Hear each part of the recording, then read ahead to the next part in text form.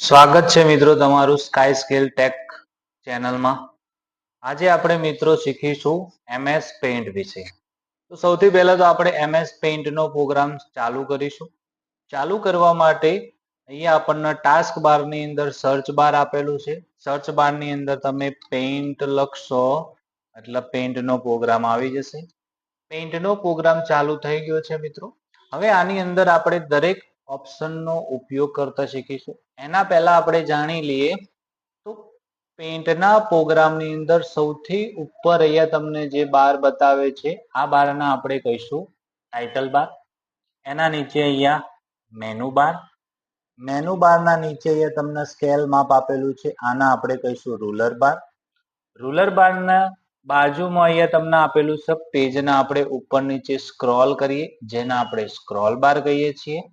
એના નીચે અહીંયા સૌથી નીચે આપેલું છે જેના આપણે કહીશું સ્ટેટસ બાર અને સૌથી નીચે આપણને આપેલું છે એ ટાસ્ક બાર। આનું કામ શું મિત્રો? તો આનું કામ કે કમ્પ્યુટર જે પ્રોગ્રામ આપણો ચાલુ હોય એને મિનિમાઇઝ કરવાનું। મિનિમાઇઝ કરશું એટલે મિનિમાઇઝ થયેલો પ્રોગ્રામ આપણા કમ્પ્યુટરની અંદર ચાલુ રહેશે જે તમને ટાસ્ક બાર ઉપર બતાવશે। ફરીથી ટાસ્ક બાર ઉપર જઈને ક્લિક કરશો એટલે ફરીથી ચાલુ થઈ જશે। બીજું હોય મેક્સિમાઇઝ અથવા રિસ્ટોર ડાઉન જેનું કામ હોય પ્રોગ્રામની સ્ક્રીનને નાની અથવા મોટી કરવાનું અને લાસ્ટમાં ક્લોઝ ફાઇલને બંધ કરવા માટે। હવે આપણે જાણીએ તો મિત્રો મારા પેઇન્ટની અંદર કંઈ પણ ચિત્ર દોરવું હોય કંઈક પેઇન્ટિંગ કરવું હોય તો શું કરવું પડે? જે તે ઓપ્શનનો ઉપયોગ આપણે કરીને કરીશું। જેમ કે પેન્સિલનો ઉપયોગ મારે કરવો તો પેન્સિલને હું ક્લિક કરે એટલે પેન્સિલ આવી જશે। હવે એમને હું માઉસ ફેરવે તો લખાશે નહીં। એના માટે મારે ક્લિક કરી રાખવું પડશે માઉસને મૂવ કરવું પડશે ફેરવવું પડશે ત્યારે કંઈક લખાશે। હવે લખાઈ ગયું। લખાઈ ગયા પછી મારે એને ભૂસવું હોય તો ભૂસવા માટે શેનો ઉપયોગ કરીશું? તો રબરનો ઇરેઝર। ઇરેઝરને હું અહીંયાથી ભૂસું।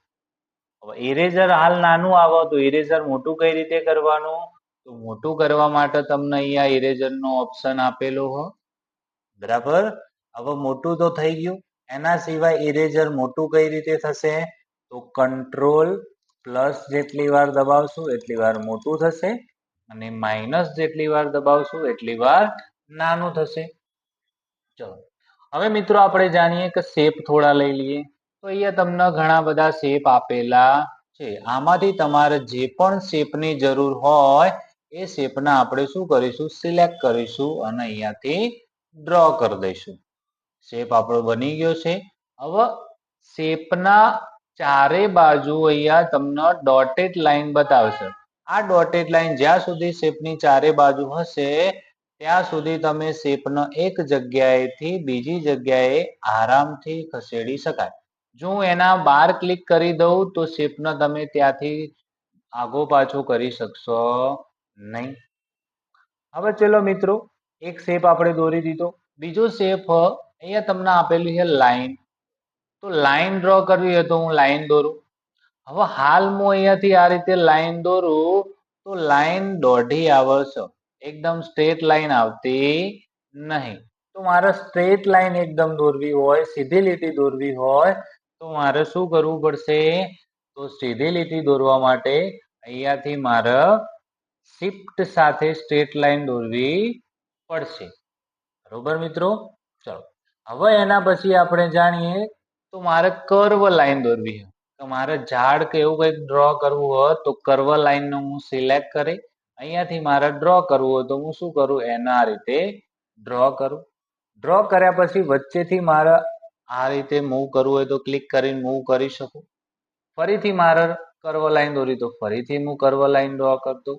વચ્ચેથી ક્લિક કરીને આ રીતે અંદરની સાઈડ મૂવ કરીશું એટલે અંદરની સાઈડ આવી જશે।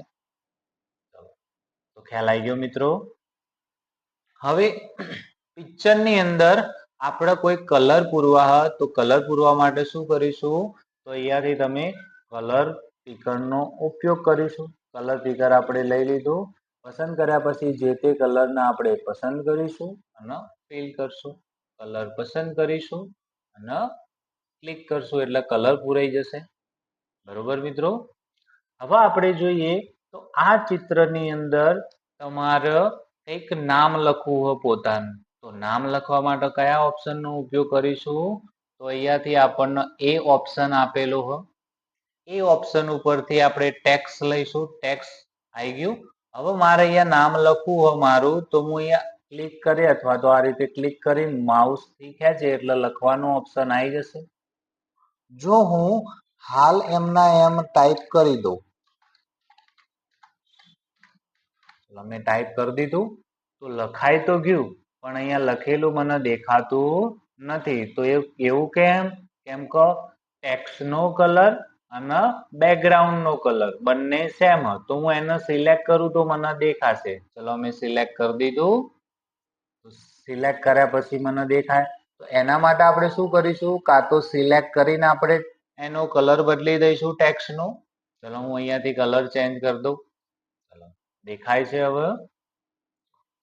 હવે આપણે જાણીએ તો આપણે જે ટેક્સ્ટ લખ્યું એ ટેક્સ્ટને મારે અહીંયાથી ફોન્ટની સ્ટાઇલ બદલી દેવી હોય તો હું અહીંયાથી ફોન્ટની લાઇબ્રેરીમાંથી ફોન્ટની સ્ટાઇલ બદલી દઈશ. ફોન્ટને મારે બોલ્ડ કરવા હ, ઘાટા કરવા હ, તો એના માટે અહીંયાથી બોલ્ડનો ઓપ્શન આપેલો હ, શોર્ટકી એની પણ આપેલી હ. એના સિવાય ફોન્ટને મારે ત્રાસા કરવા હ તો ત્રાસા કરી શકું. અંડરલાઈન જોવો હોય તો અંડરલાઈન રાખી શકું. જે ઓપ્શનથી બોલ્ડ થયું, ઇટાલિક થયું, અંડરલાઈન થયું, એના એ જ ઓપ્શનથી ફરીથી એ નોર્મલ થઈ જશે. બોલ્ડ ઉપર ક્લિક કરો તો બોલ્ડ જતું રહેશે.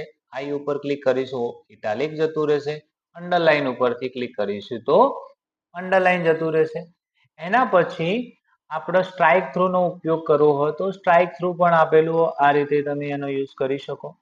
એના સિવાય આ જે ટેક્સ્ટ બોક્સ આપેલું હોય એની ચારે બાજુ તમને ડોટેડ લાઈન આઉટલાઈન આપેલી હોય, એને તમે અહીંયાથી આ રીતે મોટી કરી શકો.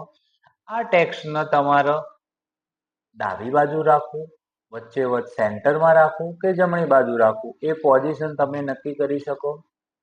એના સિવાય આ જે ટેક્સ્ટ બોક્સ લીધેલું હોય એના પાછળ મતલબ બેકગ્રાઉન્ડ નું કલર મારે બદલવું હોય તો હું શું કરું?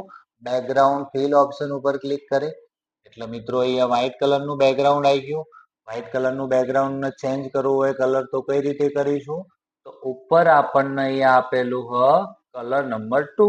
તો કલર નંબર 2 ને પસંદ કરીશું. પછી આમાંથી જે કોઈ કલર તમને ગમે એ કલર પસંદ કરશો એટલે એનું બેકગ્રાઉન્ડ કલર ચેન્જ થઈ જશે.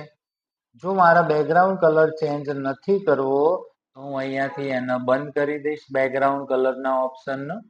તો બેકગ્રાઉન્ડમાં જેવો કલર દેખાશે એવો ને એવો કલર એની અંદર આવી જશે.